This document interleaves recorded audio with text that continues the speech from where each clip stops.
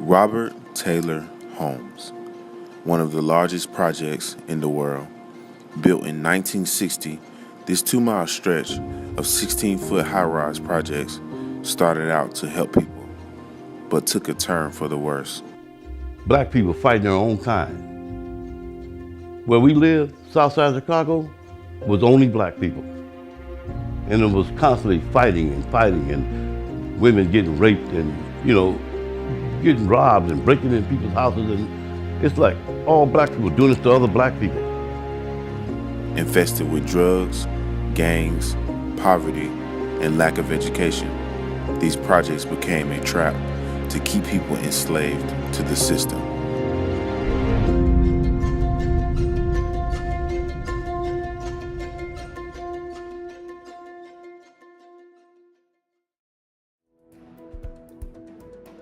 A lot of people there never experienced owning things. Like there was no pride of ownership. And so they didn't care. They didn't care if the place was filthy. It was hard to get rid of the roaches. Black families who were poor and on welfare didn't care about their surroundings. We had a porch we could go on and look out, And as the years went by, they had to fence that whole thing in because people were throwing things off. And you could get hit with something from the 16th floor, you're dead. They wouldn't keep their houses clean. They didn't, keep their kids clean and all that kind of stuff. And the average family had 7 to 12 children.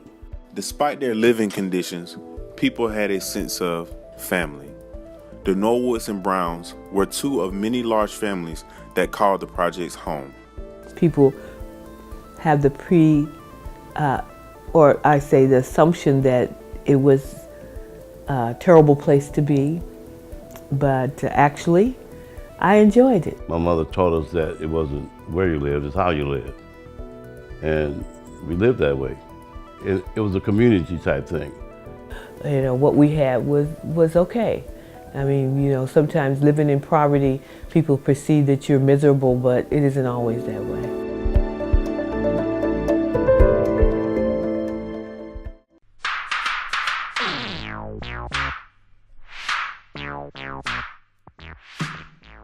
I was swinging on a swing set in the playground, which was centered in between 3 buildings, and he was coming across the playground. I guess he was on his way from the field where the boys all played baseball. Saw this girl with this pretty little girl with the thick hair, swinging on the swing, just asked, "What's your name?" Of course, my wife tells a little bit different. And he just walked up to me and said, "Hey girl, what's your name?" And I was just amazed that such a deep voice came out of such a little person, She says I said, "Hey girl, what's your name?" But I think I just said, "Hey, what's your name?" Trying to be cool about it. And she told me her name. I asked her where she lived. She said, "I live in 4848 on the 6th floor." And I said, "No, you don't. We live on the 6th floor." I would see her every day. Before I went home, I made sure I go up the elevator, because we go up the elevator, as soon as you step off the elevator, her front window is right there at the elevator. So I knock on the door and make sure I see her every day before I went home. After many years, Larry and Mariah went on to marry each other at a young age, still living in Robert Taylor Homes. We got married when I was 17, Larry was 19, but we had been girlfriend and boyfriend for a number of years, off and on. Larry had a lot of other girlfriends because he was very popular. A lot of girls running around the place, you know what I mean? But she was the last one I saw every day, so evidently it was love. We just didn't know what to call it. I remember Larry's father telling me, that we got married very young and maybe he wasn't ready to settle down yet. And so I had to give him some time. When you first get married like that at that age, you don't feel a responsibility. It's still like a girlfriend. And so for the sake of, I wouldn't say for the sake of the marriage, but for the sake of my sanity, I left and went to California.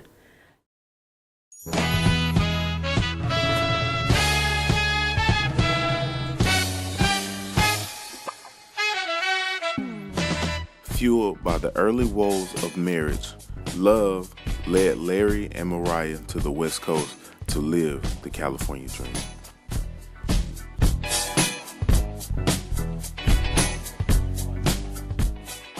Leaving Chicago, coming to San Francisco in the early 70s, 69, 70 was just an eye-opening for me. It was just a whole different world.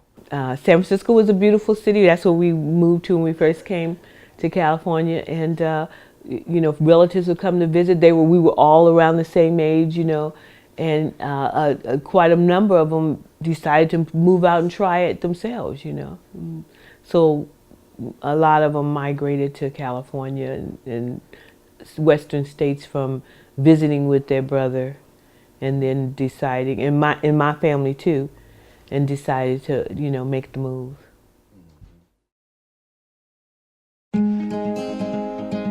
Oh God, help me. So you're gonna be married in December, 50 years, first time. So you have to try on some dresses so you can see. Come What on, it's like. let's come on to the back. Oh my gosh. Thank you. It's already open for you, Mom.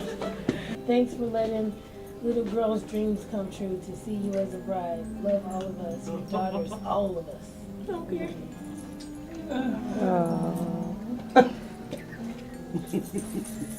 You could cry, you could cry. Let it go. This is your bridal shower that you never had after 50 years. Well, this is exciting, yes. I haven't tried on a wedding dress before.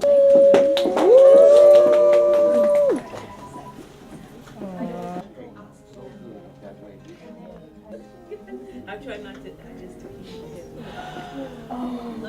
That is great. like a halter tie. Do you have a halter? No, halter goes around her neck. It says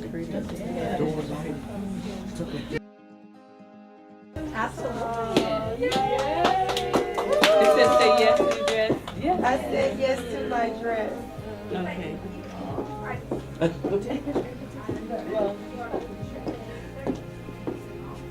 Say yes to the dress.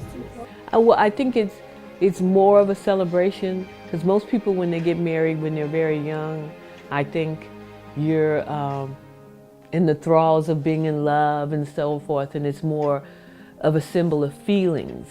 But for me, it's a symbol of history. You know, we have been together 50 years, and we've gone through good times and bad times and gangs and losses, and so to make it through, which a lot of my friends and relatives didn't make it through, you know. And we had one friend, I always laugh because he said, I've been married for as long as you have. It just took me 3 wives to get to get there. So for us to make it, you know, through all the things that we've been through, and still love each other and still care about each other, I think it's exciting to celebrate that. I think you should celebrate that. 50 years doesn't happen very often, and it's something to celebrate. And so that's the most exciting part. It isn't about, oh, the wedding and the big, all the hoop-de-doo and stuff. It's about celebrating something that time and love and stress and frustrations and joy over a long period of time, and then you've endured it, and you need to celebrate it. I'm truly, truly happy with the space I'm in with my wife right now. Of course, we had some ups and we had some downs. Probably had more downs than ups, but we made it through 50 plus, and we're gonna make it another 50. Well, one of the things that I knew he was the one for me when I was like 13 years old. He was always in charge. And since I really didn't have a father around anymore, I admired the fact that he was all his younger siblings respected him, and he was respectful to his mom. It may be a flaw to some people, but she's always wanting the best for everyone. Everybody she talks to, we raised a lot of foster kids, and she was always the lead in that. And that's what I love about her. She would always give us a direction, and I would take that direction because it was better than the one I thought. And so, of course, Larry had a smile. His smile was, he had a very winning smile. He was a very handsome kid. You know, he had beautiful brown eyes and a smile that just made you weak at the knees. So I just, well, he's, you know, no matter what rough voice came out that little box of his, like, you know, he was smiling. It would just like make my day. So, you know, and I prayed for him. I said, God, I want him to be my husband one day. And God answers prayer. She stood out among, she stood above even the one that was beautiful. It was just something about her.